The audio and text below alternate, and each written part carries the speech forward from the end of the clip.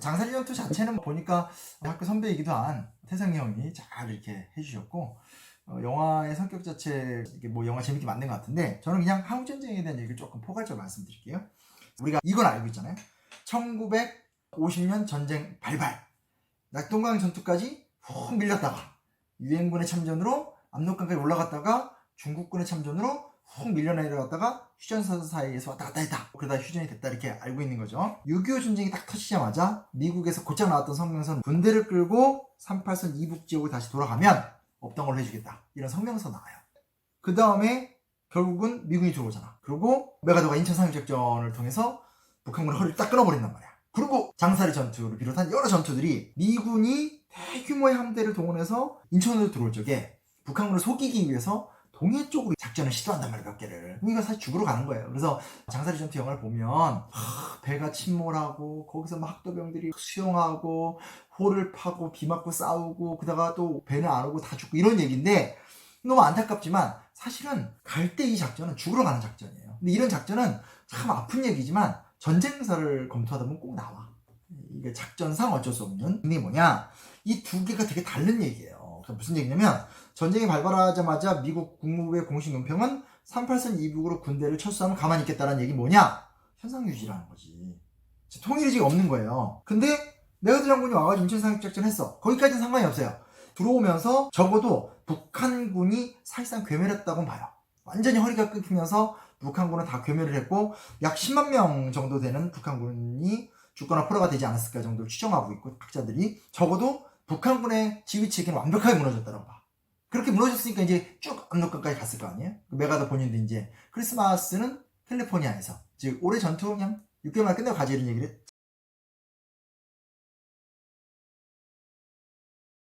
자, 첫째는 남북관계입니다.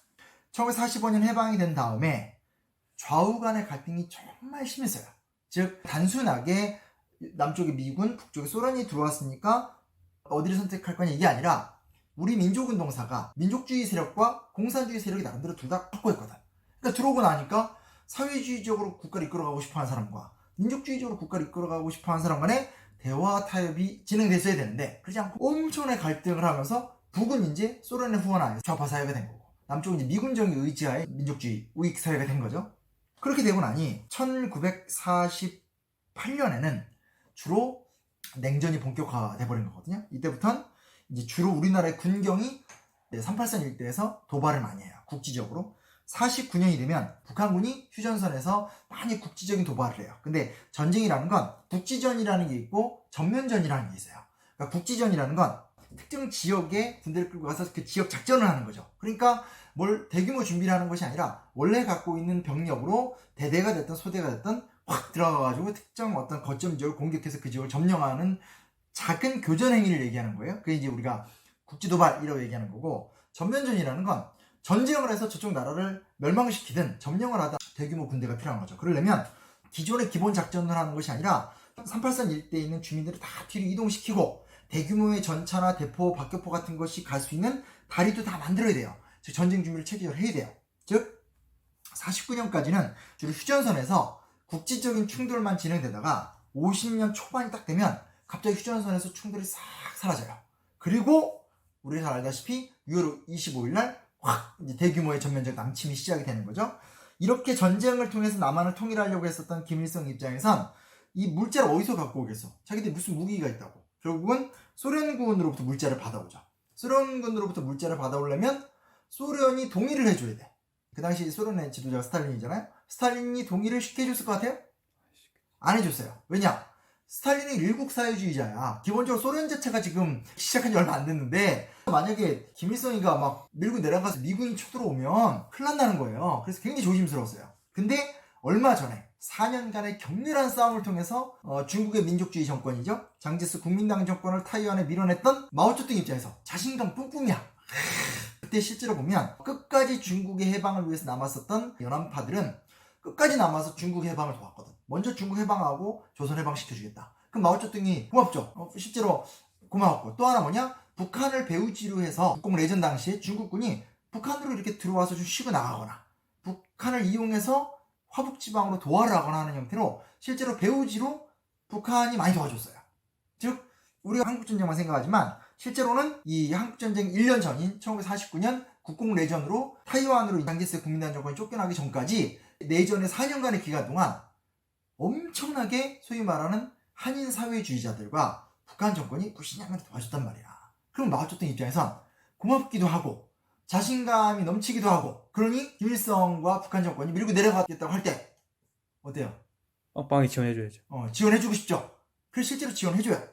나중에 참전까지 하지만 제일 처음엔 그 조선족이라든지 그 만주일대에 있는 한인들을 무장부대를 확충시켜서 몇만 명의 병력을 뭐 보내준다라든지 여러 가지 활동들을 해요. 그리고 마오쩌둥과 김일성이 같이 설득을 하는 거예요, 스탈린을. 그러니까 스탈린은 좋아, 그러면 나는 참전은 안 해. 참전은 안 하는데 대신에 물자만 지원해줄게. 그래서 이제 전쟁을 해야 되는데, 아니 김일성의 항일 투쟁 경력을 인정을 하더라고 해도 30년 때 한 게 다야. 그 전면전을 수행할 수 있겠어요, 없겠어요? 없죠. 그러니까 군사 고문단이 필요해요. 근데 소련군은 군사 고문단이 많이 내려왔는데 이 친구들이 우리는 이 전쟁과 무관하다는 걸 입증하기 위해서 다 기자 옷을 입고 있어요. 그러니까 군복을 안 입고 민간인 척 취재를 하러 와요. 미군이 정말 평양 하늘을 박살을 내거든. NLL 이런 거 보면 알겠지만 북한은 해군도 없었어. 사실상 되게 약했어요. 그러니까 실제로 바다와 하늘에서는 미군이 완전히 꽉 채웠다고. 그게 가능했던 이유가 뭐겠어요? 소련의 공군기 지원이 없었다라는 거야.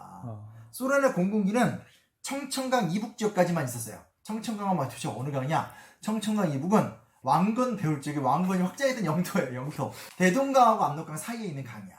청천강 이북까지 소련의 미국기가 날랐어요. 그럼 뭐냐? 만주일 일대로 미국 공군이 넘어오는 걸 막기 위해서, 즉 3차 세계대전으로의 확전을 막기 위해서인 거야. 그러니까 공군을 지원 안 해줬어요. 그러니까 북한군 입장에서는 하늘이 뻥 뚫려 있잖아. 미군한테 막 폭격을 당할 수밖에 없어요. 여튼 북한이 쳐내려오는 건 그냥 혼자 쳐내려오는 것이 아니라 중국과 소련의 동의가 있었다라는 걸 좀 기억할 필요가 있고, 한편에서 또 뭐가 있었냐? 스탈린은 어떻게 설득했냐? 딱 깨어나도 미군은 참전하지 않는다. 그렇게 결국 설득이 돼요. 또 하나 뭐가 있었냐? 남한에서 막 엄청 좌익 폭동들이 많았다고. 또 그 과정 속에서 여순, 순천 10.19 사건이나 제주 4.3 사건 같은 민간인 학살도 많았기 때문에 박헌영, 이제 당시 북한 부수상이죠. 남로당 지도자였던 박헌영이 뭐라고 하냐면, 우리가 밀고 내려가서 서울만 점령하면 나머지 지역에선 10만 지하 당원들이 다 봉기를 해서 자체적으로 이승만 괴뢰도당이 무너질 거라는 거야. 그러니까 지금 남한이 버티고 있는 건 미군의 어떤 압력과, 근데 이때쯤 되면 이제 미군을 철수했거든요.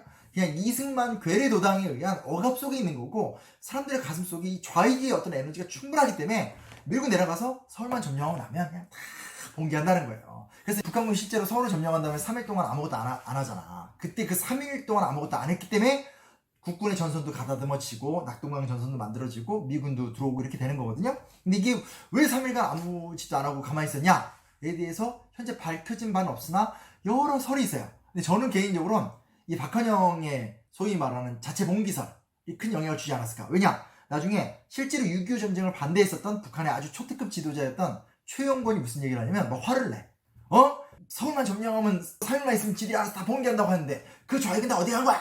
화를 내요. 나중에 실제로 김일성도 박헌영을 바로 그런 측면들을 지적하면서 전쟁 패전 책임을 물어서 미국의 미제 간첩이다라고 해서 처형을 시켜버리거든요. 근데 웃긴 건 초기에는 스탈린이나 마오쩌둥을 설득할 때 자기도 같이 설득했어. 그러니까 어떻게 보면 동화된 거지. 이런 여러 가지 이유 때문에 북한이 남침을 결정을 해요. 남쪽에서 우리가 맨날 북한의 전면적인 기습적 남침, 예상치 못하는데 갑자기 우리가 뒤통수를 맞았다, 이렇게 배웠죠? 배웠어요? 나는 반공주의 교육 세대이기 때문에 그렇게 배웠어. 그런 뉘앙스가 있었어요. 그 뉘앙스가 있었죠. 근데 이 말이 좀 문제 있는 거예요. 첫째, 전쟁은 원래 기습이야. 정말 이해돼요? 전쟁 선전포고를 할 수도 있고 안 할 수도 있지만, 선전포고를 하더라도 그 다음에 작전 전개 자체는 삼국지를 봐도 그렇잖아.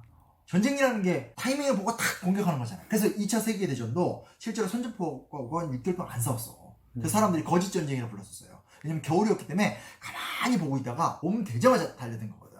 여튼 기습적 남침이라는 말은 좀 문제가 있어요. 더 큰 문제가 뭐냐? 실제로 49년 말부터 50년 초반까지 거의 매일 방첩대나 CIC 같은 수십 개의 정보 루트를 통해서 북한군의 전면전이 있다라는 첩보가 다 들어왔었어요. 심지어 6월 24일 날, 그러니까 전쟁 하루 전날이죠. 그날도 그러니까 이제 군대 내 정보통, 요즘 말하면 뭐 기무사 정도 되겠죠. 정보통에서 북한의 기습적 남침이 우려된다는 첩보 전문을 갖고 와. 그 첩보를 갖고 왔던 사람이 누군지 알아? 그 멤버가 박정희, 김종필 이런 사람이야. 박정희, 김종필, 이유락 하면 떠오르지. 소위 말하는 그 박정희 정권의 실세들. 요 라인이 정보통이었었거든요. 근데 최병덕 참모총장이 인정 안 난다. 그래서 이게 접어. 그리고 이제 그날 밤에 막 술 마시고 새벽 4시까지 놀고 뭐 여기다 전쟁 난 거예요. 그래서 이게 사실은 예상치 못한 상태에서 뒤통수에 맞았다는 얘기는 학계에서 그렇게 얘기하는 학자는 없어요. 없어요. 미국은 뒤통수를 맞았다. 그러니까 어떤 학자가 그런 얘기를 했는데 정말 예상치 못한 전면적 남침이었다라는 건 미국에게 맞는 말이다. 왜냐? 놀랍게도 미국은 북한이 전면적 남침을 할지 몰랐어요. 그리고 미국이 가장 걱정했었던 건 이승만의 북진 통일론이었어요. 북한군이 밀고 내려올 생각 못하고 이승만이 자꾸 북진을 얘기하니까 무기를 달라고 그러잖아. 그러니까 이승만한테 무기를 안 주는 거야. 얘한테 정말 줬다간 정말 밀고 올라갈 것 같거든. 밀고 올라가면 무슨 일이 일어나겠어요? 전쟁. 미국 입장에선 3차 세계대전이 우려가 되는 거죠. 가뜩이나 지금 중국이 공산화가 된 상황이니까 뭔가 전략을 막 조절해야 되는 상황이잖아요. 그렇죠? 그래서 미국은 이제 안 준 거죠. 그러니까 전쟁이 딱 초반에 터졌었을 때 이제 우리가 확 밀릴 수밖에 없고 북한군이 공세가 되는 상황이 될 수밖에 없는 거예요. 이게 초기의 모습이에요.